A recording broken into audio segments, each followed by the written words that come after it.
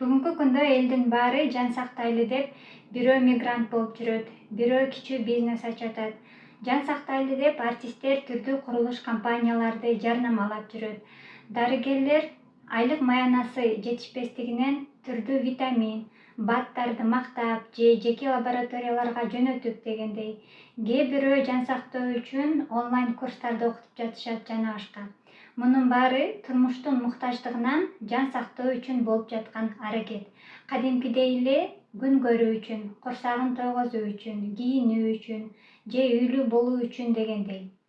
Эл азыр ошондой түшүнүктүү жашаса, эми мындан ары адам жаңы доордо кайра эле ошол жан сактоону ойлонуш керек.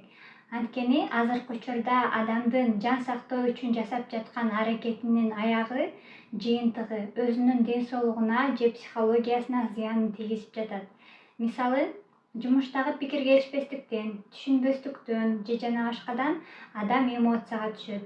Убакыт тардыгынан өзүнүн ден соолугуна кам көрө албай, түйшүк тартып жүрөт. Акыры ден соолугунан ажырап, жаны сакталбай өлүм менен аяктап жатат. Мындан ары жаңы доордо адам жан сактоо үчүн эмне кылуу керек? Биринчи, 21 кылымда доор алмашып, энергиялуу заман келгендигин билип, жаңы доорго өтүп, ошол жаңы доордун талабын аткаруу керек.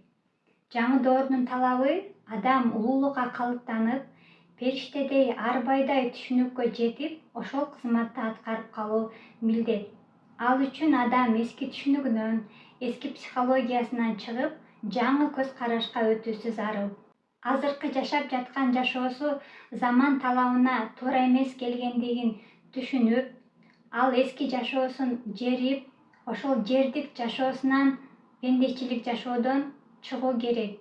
Байлык бийликке кызыгуу, сулуулукка кызыгуу, өзүмчүлдүк, кара өзгөлүк, көрө албастык жана башкадан арылса, жашоосу өзгөргөн атат.